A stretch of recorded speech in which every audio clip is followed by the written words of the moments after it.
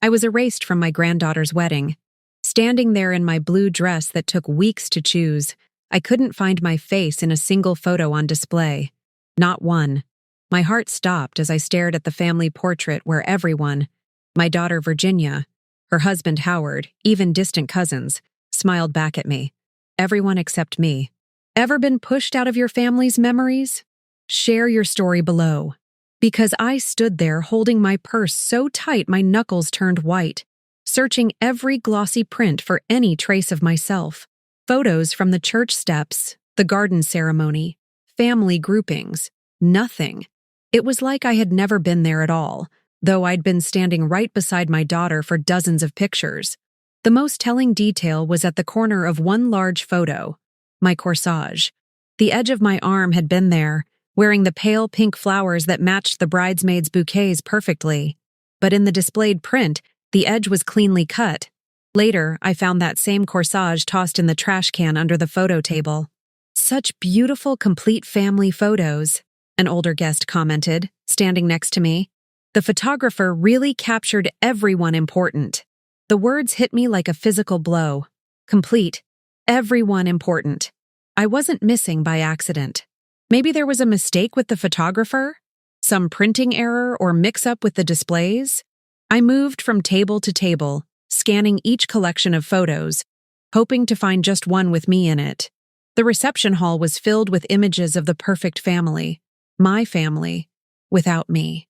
My hands trembled as I accepted congratulations from other guests. Beautiful ceremony, I said automatically, my breathing shallow and quick. I kept smiling, kept my shoulders back. After all, what kind of grandmother would make a scene at her granddaughter's wedding? Not me. Never me. 6 months ago, I'd sold my house, the one where I'd raised Virginia, where my late husband Thomas and I had built our life. I put half the money toward Pauline's wedding when Virginia asked. It's a family investment, she'd said. Not a gift, an investment. I thought it meant I was important to them. Now I remembered how Virginia had directed the photographer during the ceremony. Mom, we'll get you later, she'd said whenever I approached for a family shot. We're focusing on immediate family right now. Immediate family, as if being her mother and Pauline's grandmother made me somehow distant. Did I imagine it all? Did I even stand for formal photographs? Yes, I remember now. Virginia positioned me beside her. The photographer took several shots with me there, with my hand on Virginia's shoulder. I was wearing the corsage Pauline had personally handed to me that morning. It matches our colors perfectly, Grandma, she'd said. When Pauline smiled for the cameras, it was practiced. Perfect. But I noticed now how she never quite met my eyes the entire day. Even when I helped her with her veil before the ceremony, she kept looking past me, as if I were merely a prop in her perfect day, rather than the woman who had bandaged her knees and taught her to bake cookies. I bumped into James, Pauline's new husband, by the gift table. Have you seen the beautiful photos? I can't find myself in any of them, I said, trying to sound lighthearted. He looked genuinely confused. Really? That's weird. You were in all the family shots, I remember. At least someone noticed. The reception hall was stunning. Crystal centerpieces catching the light. White roses and baby's breath arranged just so. Champagne flowing. Everything perfect. Everything expensive. Everything cold. Like a magazine spread rather than a celebration of love. I had paid for much of this perfection. Mom, could you go check on the cake cutting schedule? Virginia redirected me when I started to ask about the photos. The caterer needs to know, and I'm busy with the Andersons right now. The Andersons, Howard's business associates. More important than my questions, apparently. Was I being too sensitive? Making a mountain out of a molehill? Maybe they'd simply chosen the best photos and I just didn't look good in them. But then, why not a single one? Was this just today? Or was this happening more and more often? This slow erasure from my family? I just wanted some air, to collect myself in a quiet corner away from the celebration that suddenly felt exclusive of me. That's when I saw it. The photographer's laptop left open on a table in the side room. The screen showed editing software with a before and after image. The before clearly showed me standing beside Virginia. The after had me cropped out completely. This wasn't a mistake. Back at the reception, I found my place card at a table farthest from the head table where Virginia, Howard, Pauline, and James sat. Mrs. Dorothy Miller. They'd even misspelled my name. The elderly aunt of Howard sat at the head table instead of me. Another small erasure. I now remembered not being included in the bridal shower planning, despite my calls offering to help. "We've got it handled, Mom," Virginia had said. "You just show up and enjoy yourself." I'd brought a special family recipe dessert that sat mostly untouched as guests ate the catered pastries. Across the room, Virginia fussed over Howard's parents, getting Mrs. Chambers a fresh drink, making sure Mr. Chambers had a comfortable seat. When I approached earlier asking for water, Virginia had pointed toward the bar. "They can help you over there, Mom. She looks just like her mother, such strong family resemblance," I overheard a guest saying to Pauline. She beamed, thanking them. No mention that people used to say Pauline had my eyes, my smile. Those comments stopped years ago, as if Virginia had decided to erase that connection too. Virginia gave a speech, thanking everyone who made the day possible. Howard's parents for their wisdom and support, the wedding planner for her vision, James's family for welcoming Pauline into their lives. My name never left her lips, though half the elegant reception around us had come from the sale of my home. The pearl earrings and necklace that had been my mother's, a family heirloom I'd given Pauline for something old, were nowhere to be seen. Instead, she wore a diamond set that Virginia later proudly told someone was a gift from Mrs. Chambers. My gift was probably still in its box, deemed too old-fashioned. People's eyes slid past me when I approached their conversations. Twice I heard Howard's mother-in-law rather than my name, though I'd known most of these people for years. I felt myself becoming transparent, like a ghost haunting my own family's celebration. I remembered the wedding invitation now. "Mr. and Mrs. Howard Chambers request the honor of your presence at the marriage of their daughter." No mention of grandmother of the bride, as is traditional. Another small cut I'd dismissed at the time. Finding a quiet corner, I watched the dancing begin. Virginia and Howard laughed with their friends. Pauline and James swirled on the dance floor. Guests clinked glasses and took selfies. No one looked for me. No one noticed my absence from the heart of the celebration I had helped create. My phone buzzed. A text from Irene, my best friend since nursing school. "How's it going? Holding up okay?" The first person all day to actually check on me, to see me. I texted back that we needed to talk later. My hands shook slightly as I typed. "Have you noticed subtle signs of being pushed aside by family? Comment your experience." Because I was starting to see a pattern in the fabric of my family relationships, threads of my presence being carefully removed stitch by stitch until soon no trace would remain. I watched the father-daughter dance, the mother-son dance, the cutting of the cake, all the traditions playing out like scenes from a movie. But I had no role, no moment designated for the grandmother, just audience, spectator to my own family's milestone. Pauline used to crawl into my lap every Sunday when she was little, asking for stories about when her mother was a girl. "Tell me the one about Mommy and the frog again, Grandma," she'd beg, her little face alight with laughter.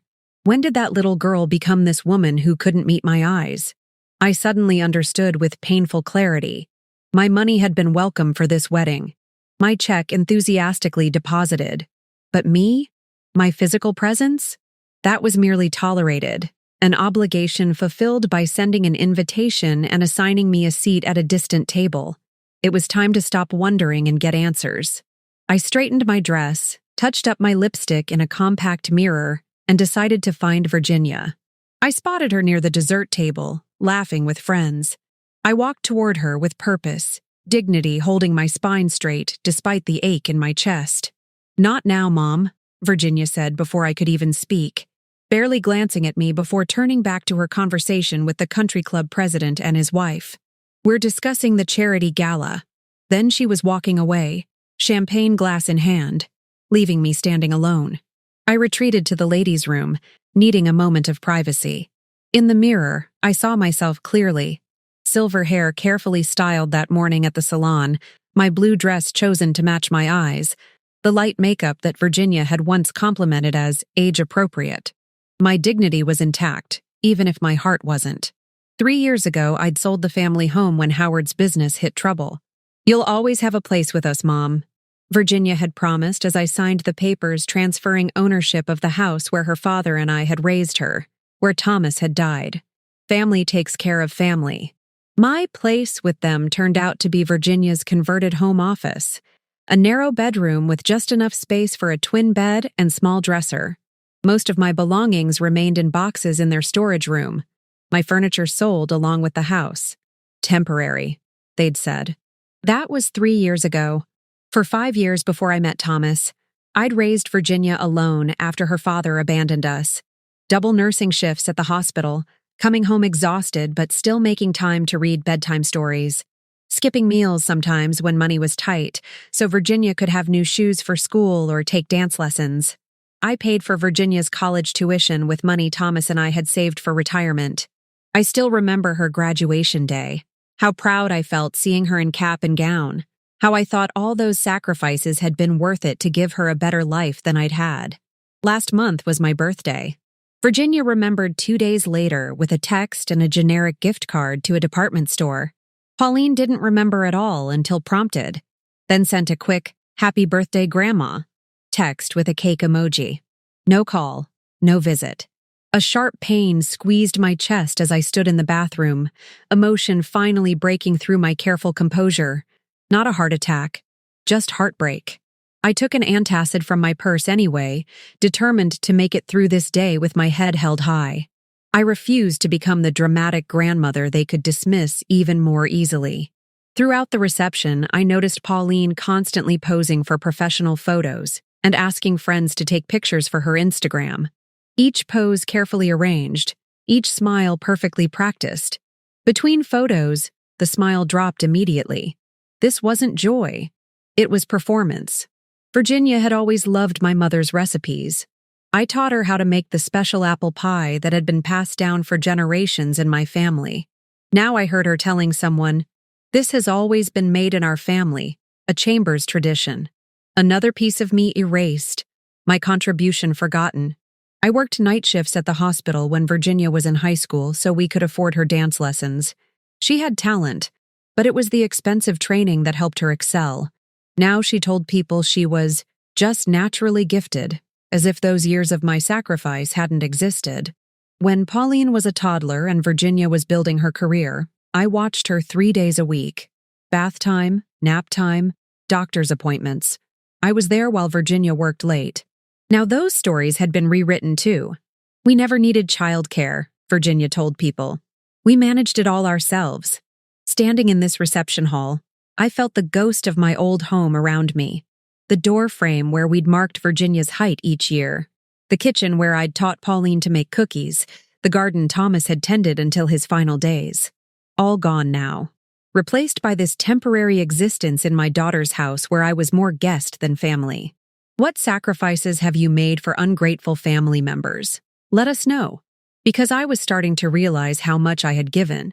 Not just money, but pieces of myself. Only to be slowly written out of my own family's story. I needed some air. The reception hall felt suddenly stifling, the music too loud.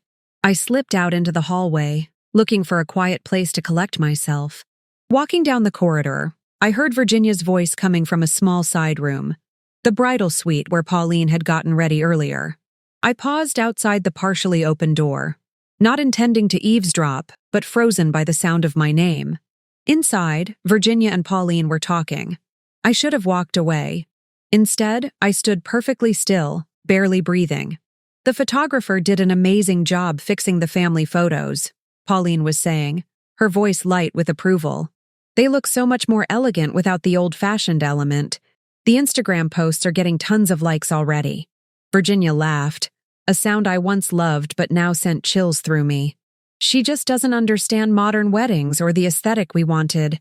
The photographer said it was easy enough to edit the final images. No one will even notice. Grandma's corsage was completely wrong too, Pauline complained. I specifically told her pale pink, but she showed up with that bright pink thing that clashed with everything.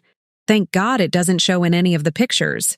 Don't worry, honey, Virginia reassured her. The wedding features won't have any awkward generation gaps. The family portraits look much more cohesive now, symmetrical, polished. I pressed my hand against my mouth to hold back any sound, my legs suddenly weak beneath me.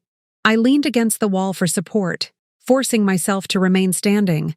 They had deliberately removed me, erased me. Not a mistake or oversight, an intentional decision to cut me out of this day, out of their family narrative. Thomas's last words to me came flooding back.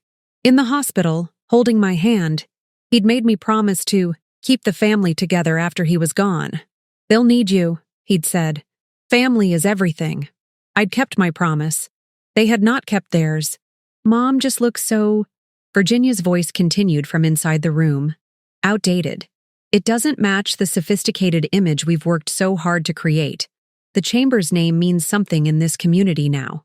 I remembered selecting Pauline's wedding gift, my mother's pearl jewelry that had been worn by brides in our family for 3 generations. I'd had it professionally cleaned, the clasp repaired, presented in a blue velvet box with a note about its history and meaning.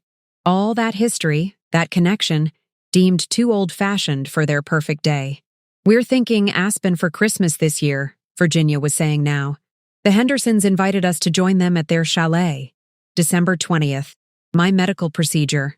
The one Virginia had reluctantly agreed to drive me to because I wouldn't be able to drive myself home after the sedation. They knew that date. They had to know. "I'm still glad Grandma contributed to the wedding," Pauline said carelessly. "That's expected though, right? Do you think she'll help with the down payment on the house we're looking at? Since she's living with you guys rent-free anyway? We'll need to start talking to her about assisted living options soon," Virginia replied, her tone businesslike. "The Sunset Gardens has nice private suites. We could use her room for Howard's home gym like he's been wanting. I'm completely independent.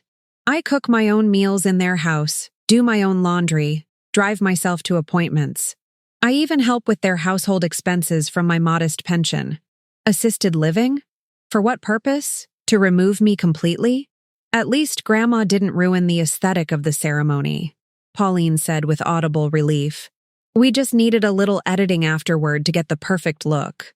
That money from her house sale is basically our inheritance anyway," Virginia said dismissively. "She's living with us now, so it makes sense she contributes to family expenses like your wedding and eventual home." The door began to open wider. I had a split second to decide. Hurry away down the hall pretending I'd heard nothing or stand my ground. In that moment, I felt something shift inside me. My spine straightened, my chin lifted. I would not hide. I would not pretend. Not anymore.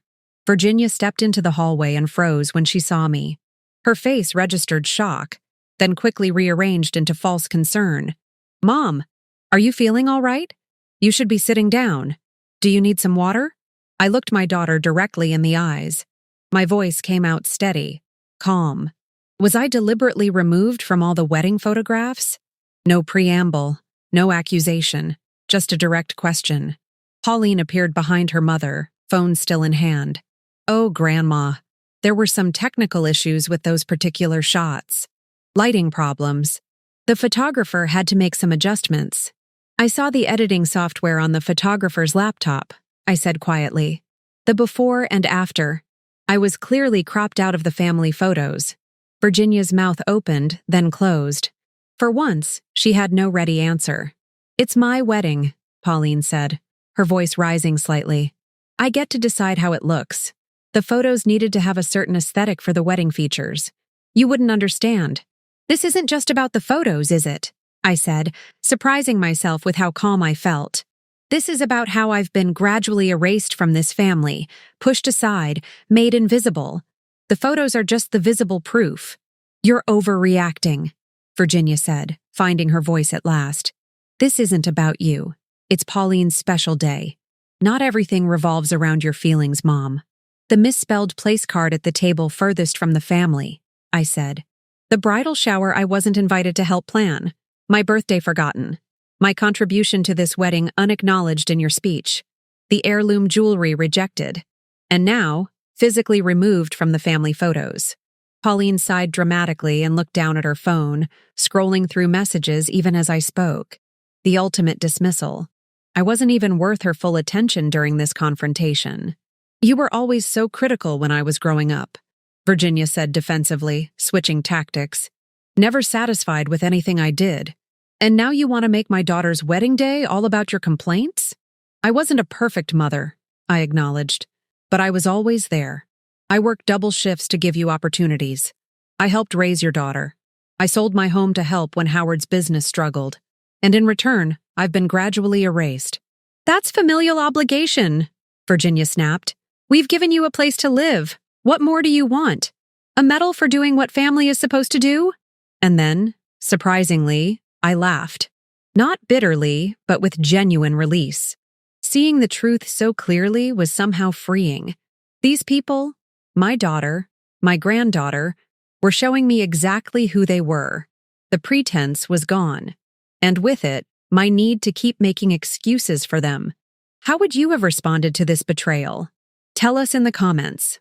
Because in that moment, I began removing the wedding corsage from my dress, the bright pink flowers that supposedly clashed with their color scheme.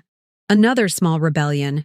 I'd actually chosen this shade deliberately, knowing the pale pink they'd suggested would wash out against my dress. Virginia glanced nervously toward the reception hall doors. I could read her thoughts clearly. She was worried about appearances, about what guests might think if they saw this confrontation. Her concern wasn't for my feelings, but for how this might look to others. I see the pattern now, I said, my voice stronger. And I won't participate in the pretense anymore. I won't pretend that I matter to you both when it's clear I don't, except for what I can provide financially. The other grandparents understood the importance of the aesthetic, Pauline said defensively. Mrs. Chambers even helped choose the filter for the professional photos. It's about creating timeless images. What happened to the pearl set I gave you? I asked directly. The ones that have been in our family for generations.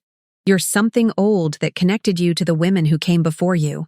Pauline at least had the grace to look slightly embarrassed. It was too old-fashioned for the dress. Mrs. Chambers' diamonds worked better with the neckline. We need to return to the reception, Virginia said firmly. Guests will wonder where we are. We can discuss this another time, Mom. I'm not creating a scene, Virginia, I replied. I'm simply acknowledging reality. I'll return to the reception and play my part, but I do so with open eyes now. A heavy silence fell between us. I could see Virginia calculating the risks. Would I make a public statement? Cause embarrassment? Create the drama she so feared? Her social standing hung in the balance. Pauline broke the tension with an irritated sigh. This is why we needed to edit the photos. All this unnecessary drama. My wedding day is supposed to be perfect. I contributed half the cost of this perfect day, I said simply. All I expected in return was basic respect, not to be literally erased from the record of it. We can discuss this later, Virginia repeated more firmly this time. This isn't the appropriate time or place. When would be appropriate? I asked. When you're dropping me off at Sunset Gardens? When you're explaining why you can't take me to my medical procedure because you'll be in Aspen? There never seems to be an appropriate time to acknowledge the truth in this family. The photos needed to be timeless, Pauline said coldly. Not dated by an older generation. The wedding features require a certain look. Grandma, you're making this about you when it's about the overall aesthetic. Looking at them, my daughter and granddaughter, I suddenly saw them clearly. The carefully maintained appearances, the constant calculation of advantage, the performance of perfection with nothing genuine underneath. And I made a decision. I wouldn't fight to be included where I wasn't wanted. Instead, I would reclaim my power to write my own story. I'll be moving out next week, I said calmly. And I'll be using the remaining money from my house sale, the portion that was going to be set aside for Pauline's future children, to fund my own place. Virginia's expression changed instantly, her eyes widening.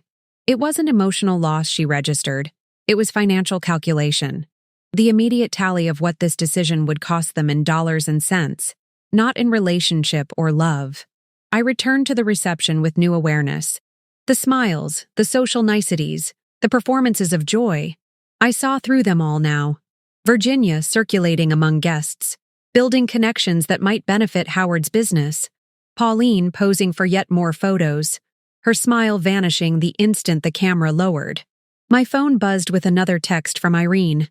Coffee tomorrow? You can tell me everything. A lifeline of authentic connection in this sea of pretense. I replied immediately, yes. So much to tell you. The traditional dances, the toasts, the cake cutting. I watched them all with detached interest, seeing the symbols without feeling their emotional weight.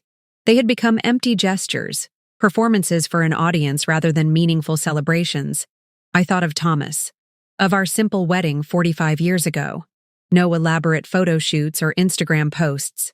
Just real love, genuine connection. We'd built a life together on truth and support, not appearances. That had been real. This pageant around me was not.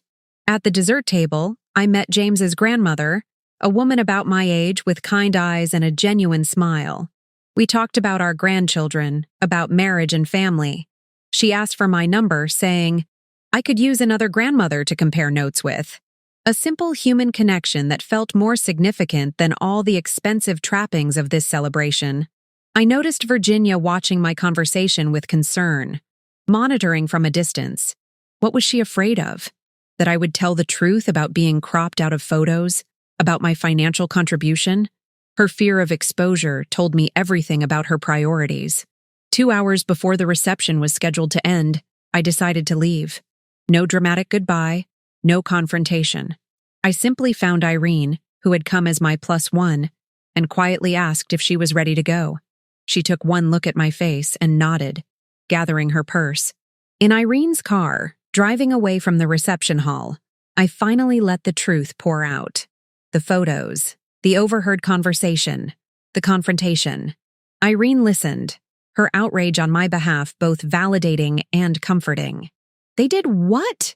She exclaimed at least 3 times, her loyalty unwavering. The strange thing is, I told her, I feel calmer than I have in years. Seeing the truth so clearly, it hurts, but it's also freeing. I've been trying so hard to maintain a relationship that doesn't actually exist. We arrived at Virginia's house, not my home, never truly my home. I looked at my room with new eyes. The narrow bed, the small dresser, the lack of space for my belongings. A temporary space for a temporary person. Someone to be tolerated until a more convenient arrangement could be made. I found boxes in the storage room, began looking through my possessions.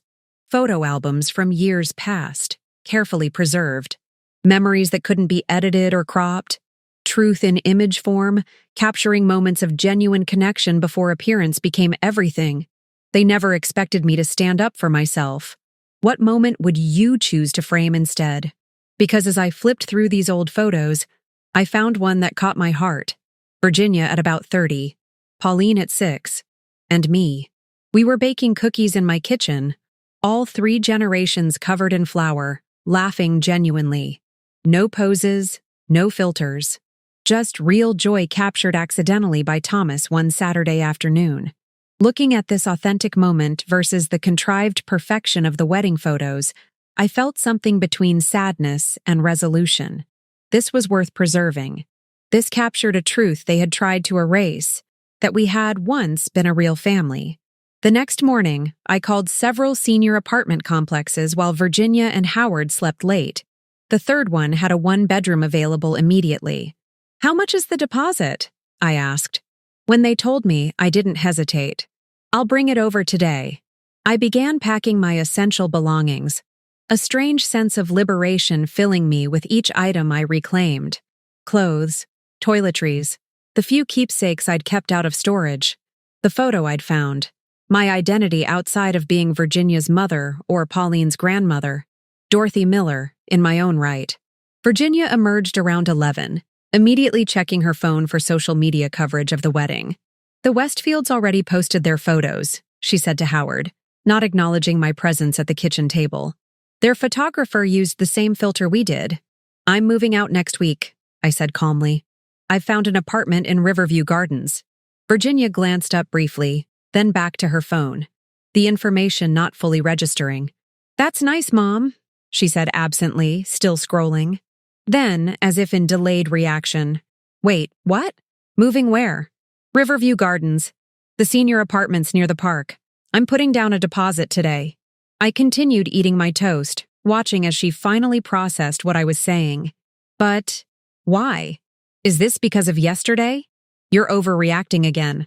Pauline was just stressed about her special day. The concern in her voice wasn't for my happiness, but for the disruption to their household routine. I'm using the remaining money from my house sale to pay for it, I continued, ignoring her dismissal of my feelings.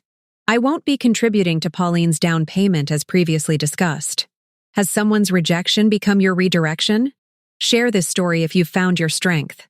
Because Virginia's expression changed instantly, her attention now fully on me. Not concern for losing her mother's daily presence, but alarm at losing access to her mother's money. I carefully placed the photograph I'd found in a simple silver frame I'd had in my belongings. That flower-covered moment of genuine connection would have a place of honor in my new home. Not the wedding photos where I'd been erased, but this truth that couldn't be edited away. A week later, I stood in my new apartment. Small, but mine entirely. A space where I belonged by right, not by tolerance. I'd brought only what truly mattered, leaving behind the excess accumulated over decades. The framed photo sat on my mantle, a reminder of what had once been real and what was now lost. Virginia visited once, uncomfortable in this space that declared my independence. She brought a houseplant as a dutiful gift, then spent the visit alternating between subtle guilt trips and hints about Howard's upcoming business opportunity that could use family investment. What makes family real isn't blood or obligation. It's presence, being seen, being valued not for what you provide, but for who you are. I didn't need enormous rooms or luxury surroundings. I just needed to exist in the story of my own life, uncropped and unedited. To my surprise, James, Pauline's husband, called to check on me after I moved. "Grandma Dorothy," he said, sounding genuinely concerned, "are you settling in okay? Do you need help hanging pictures or anything?" The only family member to acknowledge my humanity rather than my utility. Now, instead of plans for helping with Virginia's household or contributing to Pauline's future, I sat with Irene planning a trip to Italy, something we'd talked about for decades but always postponed for family obligations. "Rome won't know what hit it when we arrive," Irene laughed, her eyes sparkling with adventure. "Some people frame diplomas or professional achievements.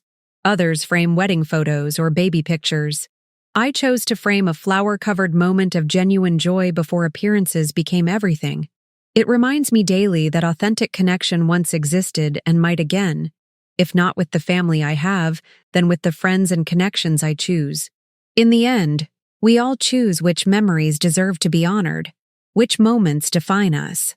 The frame is a boundary we create, deciding what to include and what to crop out. I've learned to frame the authentic, the genuine, the true. And in doing so, I've reclaimed the power to write my own story, unedited by anyone else's aesthetic.